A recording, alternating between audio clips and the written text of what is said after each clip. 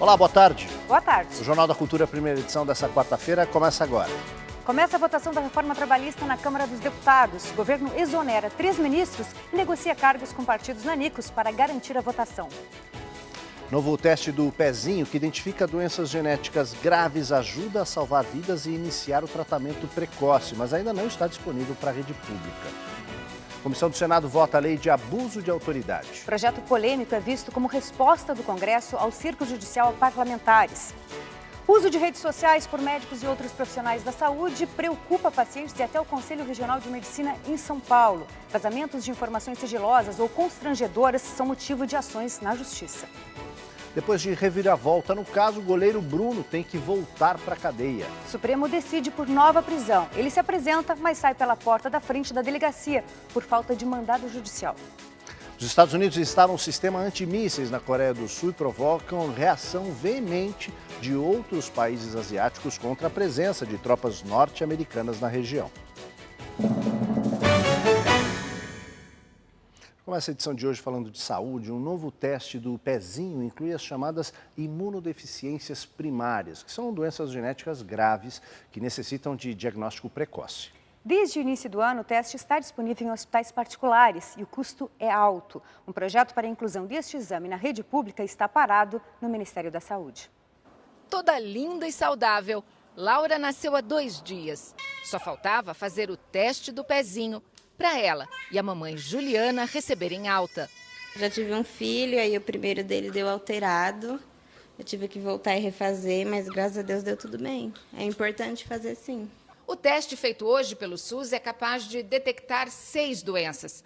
Mas com aquelas mesmas gotinhas de sangue já é possível ampliar o diagnóstico para mais de 50 doenças, incluindo as imunodeficiências primárias, que podem até levar à morte antes do bebê completar 1 ano de vida. São as crianças da bolha, que nascem com defeitos genéticos que afetam o sistema imunológico e elas são indefesas, elas não conseguem combater as infecções. Os próprios médicos muitas vezes não estão preparados para fazer o diagnóstico clínico das doenças imunodeficientes. Por isso, os pais devem ficar atentos. Por exemplo, crianças que têm mais de 3 pneumonias. Crianças que têm mais de 8 infecções de ouvido, crianças que têm mais que 5 infecções de garganta. Esses são exemplos práticos de crianças que devem ser diagnosticadas. A USP já tem toda a tecnologia necessária para fazer os novos exames do pezinho. Mas, por enquanto, apenas quem pode pagar pela rede particular tem acesso a ele. O custo gira em torno de R$ 150. Ele deveria ser incluído no teste do pezinho do SUS. Com certeza. Já existe uma proposta em tramitação no Ministério da Saúde. Infelizmente, houve um grande atraso nessa tramitação desde que iniciou a crise política no Brasil. Eu espero que esses trabalhos possam ser retomados em breve e que as autoridades deem continuidade à implantação desse projeto.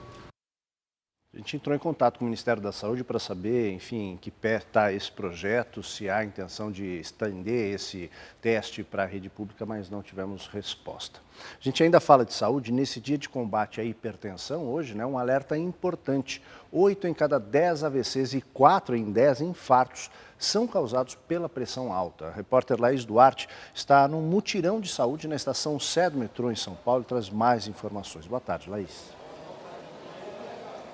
Boa tarde, Aldo. Boa tarde para todo mundo. A hipertensão não tem cura e é uma doença silenciosa que pode ser prevenida com hábitos de vida saudáveis. Vou conversar com o Dr. Jairo Lins, que é professor do Departamento de Cardiologia da Unifesp. Boa tarde, Dr. Jairo. Como é que a gente enfrenta essa doença? Essa é uma doença que precisa ser enfrentada e a primeira providência é ter hábitos de vida saudáveis. Mesmo a pessoa jovem deve evitar o abuso do sal. Lembrando que 75% do sal que a gente consome vem dos alimentos processados. Então não é apenas diminuir a quantidade de sal que a gente usa à mesa ou na preparação dos alimentos, mas é também usar mais alimentos naturais e alimentos menos processados. Procurar ter cuidado com o peso, manter um peso saudável, praticar atividade física regularmente, controlar o estresse e medir a pressão. Se você não medir a pressão, você não vai saber que tem pressão alta, porque a pressão alta não causa sintomas. Então, esse é um procedimento básico. Pelo menos uma vez por ano, aquelas pessoas que não têm pressão alta devem medir a pressão. Ok, dá para fazer isso aqui no mutirão da Sé, além de medir a pressão, medir também a circunferência abdominal e o peso. O mutirão fica aqui na estação da Sé hoje até às 3 horas da tarde e amanhã das 10 da manhã às 3 da tarde. Aldo. Obrigado, Laís, pelas informações. Fundamental esse cuidado, né? Ana. Fotos feitas dentro do centro cirúrgico e postadas em redes sociais por membros da equipe médica, vazamento de prontuário de pacientes sem consentimento, publicações com antes e depois para promover procedimentos médicos. Além de falta de ética, todas essas práticas configuram quebra de sigilo entre médico e paciente e podem até causar a cassação do registro profissional. Estar doente é difícil. Ter o caso exposto pelo médico nas redes sociais é pior ainda.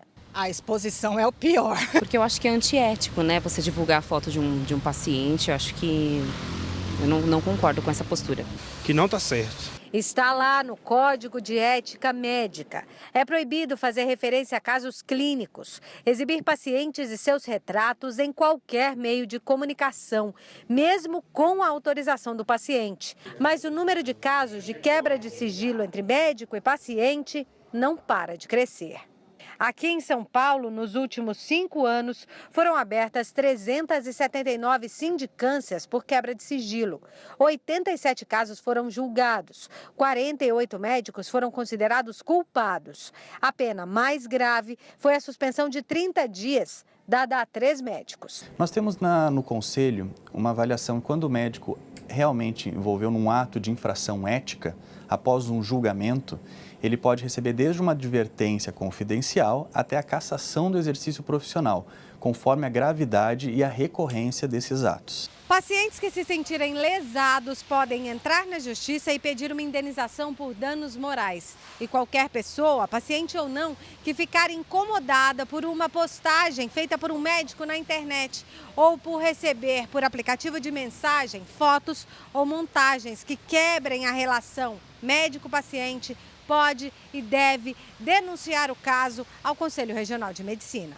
O cuidado com a ética médica para o CREMESP deve começar já na faculdade. Há 2 anos, o Conselho criou o Código de Ética dos Estudantes de Medicina. O Conselho tem que agir preventivamente. Então, nós estamos agora fazendo contato com os médicos, com a sociedade, orientando inclusive pelo Facebook as boas práticas da comunicação em mídias sociais. Com isso, acreditamos que a gente vai ter, de uma forma geral, como sociedade, uma melhor medicina. Mais importante do que punir é se proteger, e a sociedade tem o direito de estar protegida. Uma nova operação da Polícia Federal, batizada de Perfídia, cumpre mais de 100 mandados judiciais para investigar uma quadrilha internacional especializada em lavagem de dinheiro. A ação se concentra no Distrito Federal. De acordo com a PF, a Polícia Federal, a quadrilha age em mais de 5 países e é comandada por empresários. São donos de postos de gasolina, casas lotéricas e agências de viagem. E no Paraná, 59 denunciados na Operação Carne Fraca se tornaram réus e vão responder a ações penais.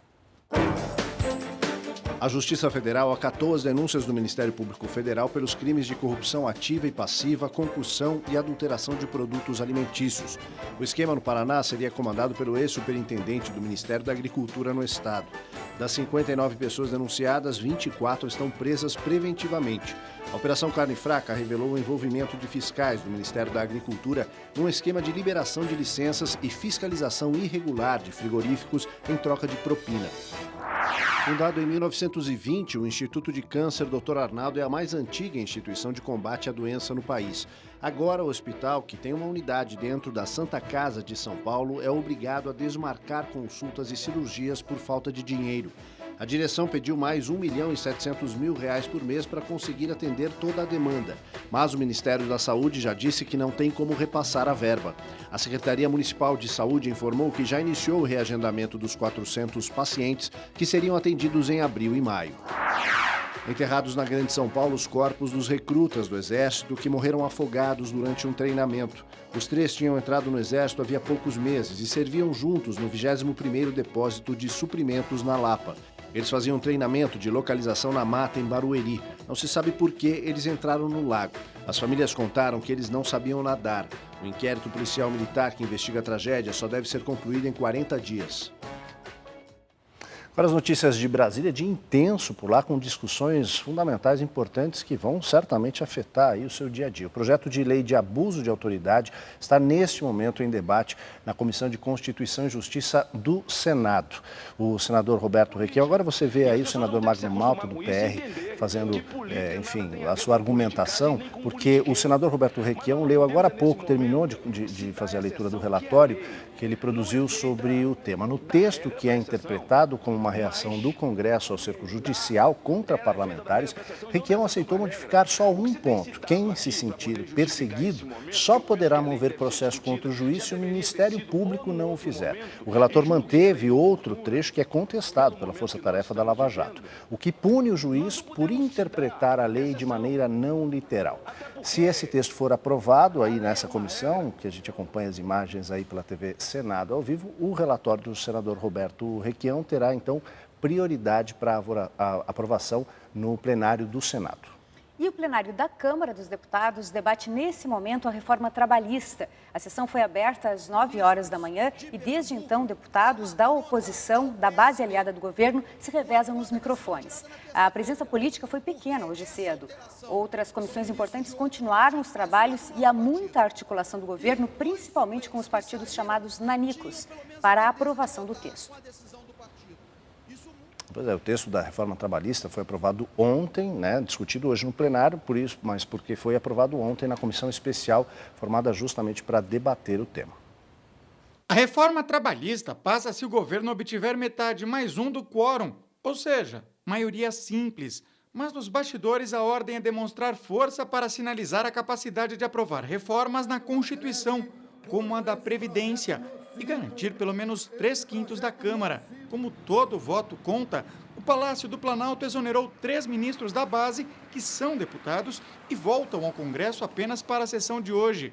Bruno Araújo, do Ministério das Cidades, Mendonça Filho, da Educação, e Fernando Bezerra, de Minas e Energia.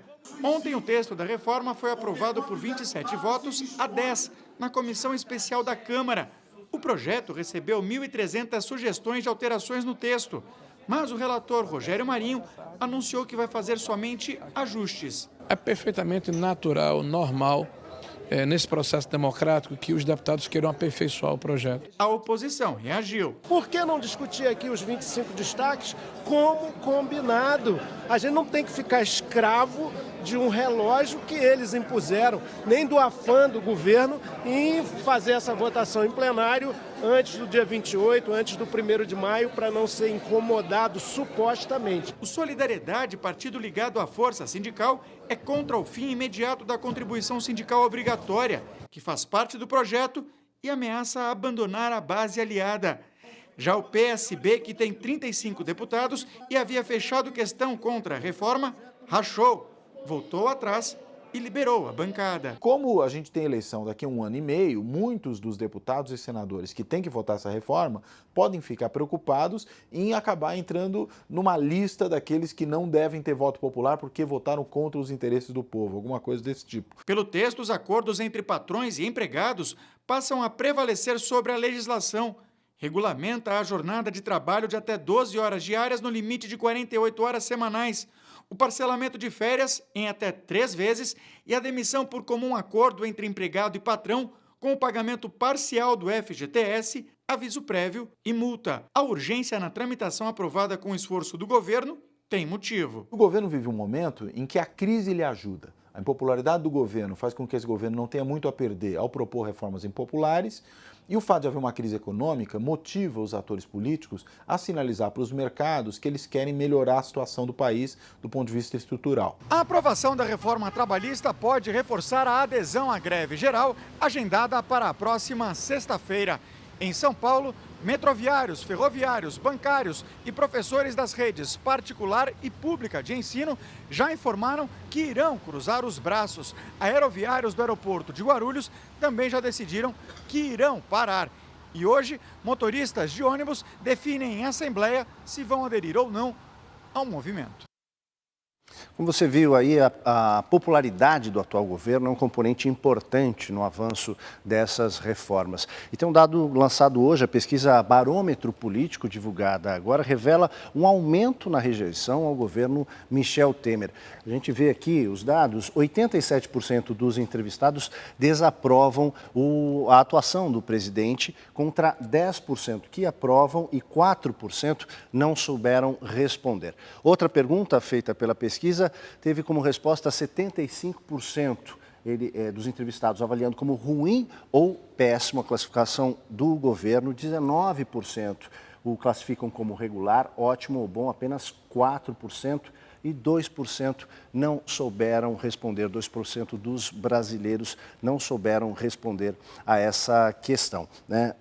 De acordo com a consultoria Ipsos, que realiza essa pesquisa, esse é o pior índice de aprovação do presidente Michel Temer desde que ele assumiu em maio do ano passado. Essa pesquisa, só para você saber, ouviu 1.200 pessoas de 72 municípios brasileiros na primeira quinzena do mês de maio. Manifestação de índios no Congresso Nacional levou susto aos funcionários do Legislativo. Demarcação já. Esse foi o grito de guerra de índios de diversas etnias que fecharam a esplanada dos ministérios ontem à tarde. O acordo com a PM do Distrito Federal era ficar na avenida. Mas se o branco não demarca as terras deles, eles também não respeitam a demarcação do asfalto e foram para o gramado. Jogaram caixões no espelho d'água para lembrar as vítimas dos conflitos no campo. A reação veio com correria, balas de borracha e bombas de gás. Mas índio também não se intimida com arma de homem branco. Eles avançaram e chegaram à entrada usada pelos parlamentares, a da chapelaria. Até a polícia bateu em retirada. Quebraram vidros e jogaram flechas. Ninguém ficou ferido. 3.000 índios seguem até sexta-feira em Brasília no acampamento Terra Livre, encontro nacional que reivindica a demarcação de terras. O goleiro Bruno vai voltar à prisão. Ele se apresentou ontem à polícia depois que a justiça revogou a soltura dele. Pois é, como não havia mandado de prisão, ele voltou para casa e ficou de aparecer de novo hoje. Por 3-1, a primeira turma do STF derrubou o habeas corpus do ministro Marco Aurélio Mello, que libertou o atleta em fevereiro deste ano. O ministro alegou que Bruno estava preso há mais de 6 anos, aguardava o resultado de um recurso e não teve condenação em segunda instância. Os 3 votos que revogaram a libertação do goleiro foram dos ministros Alexandre de Moraes, Rosa Weber e Luiz Fux. O único contrário foi o próprio ministro Marco Aurélio Mello. Bruno foi preso em 2010 e condenado a 22 anos e 3 meses de prisão em 2013 pela morte da ex-namorada Elisa Samúdio e também pelo sequestro e cárcere privado do filho. Depois de ser libertado, o atleta assinou contrato com o Boa Esporte, de Minas Gerais, que disputa a 2ª divisão do Campeonato Mineiro. Na sessão do Supremo foi analisado um recurso da mãe de Elisa Samúdio contra a soltura, sob o argumento de que a liberdade do filho colocava em risco sua própria integridade física e a de seu neto. O Procurador-Geral da República, Rodrigo Janot, também defendeu a volta de Bruno à prisão. Intervalo rápido. Na volta, a sonda Cassini da NASA mergulha para a última missão em Saturno, depois de 20 anos de viagens pelo espaço. Mas a China protesta contra a presença militar norte-americana com instalação antimísseis na Coreia do Sul. A gente volta já.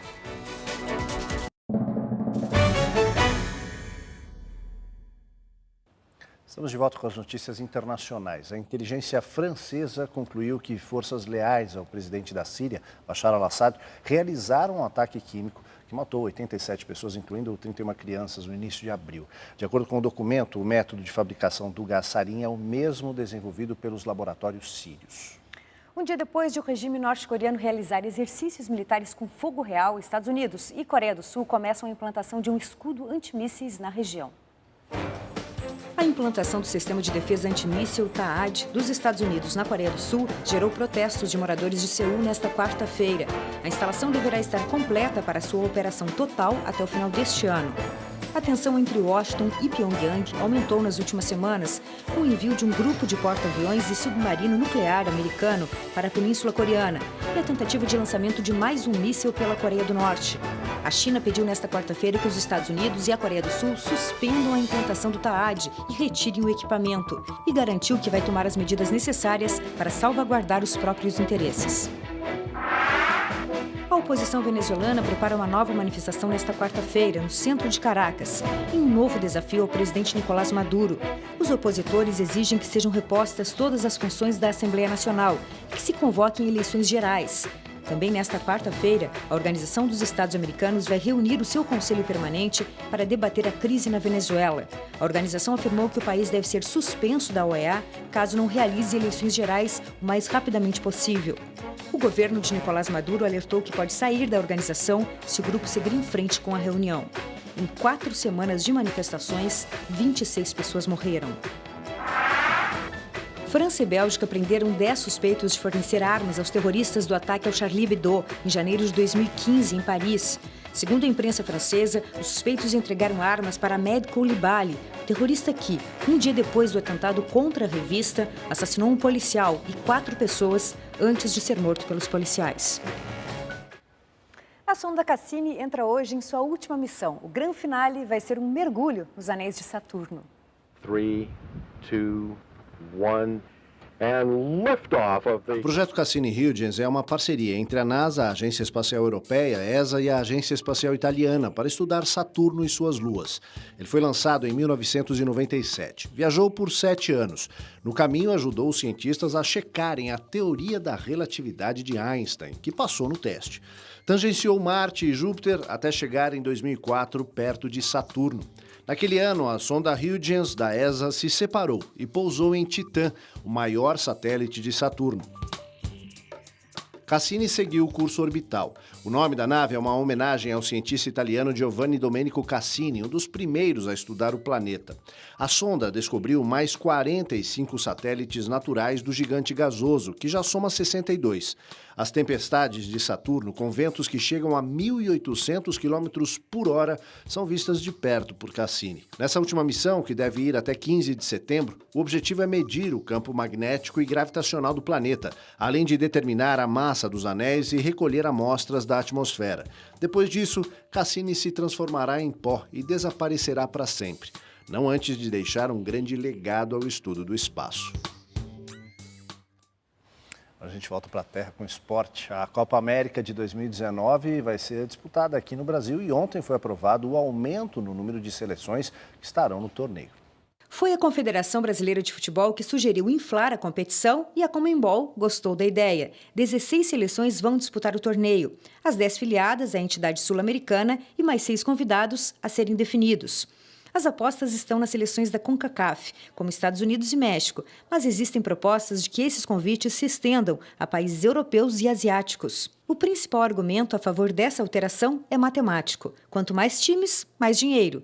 Só no ano passado, a CBF lucrou 647 milhões de reais, mais do que qualquer time brasileiro.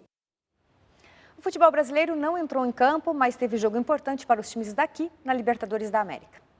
Na Argentina, o Atlético Tucumã recebeu Jorge Wilstermann, da Bolívia, ambos do grupo do Palmeiras. Canuto de cabeça fez para o time da casa e Barbona ampliou. Cabeça chutou para descontar 2-1. Com esse resultado, o Palmeiras se manteve na liderança do grupo. O time brasileiro entra em campo hoje contra o Peñarol, agora lanterna, no Uruguai. Também na Argentina, São Lourenço e Universidade Católica pelo grupo de Flamengo e Atlético Paranaense.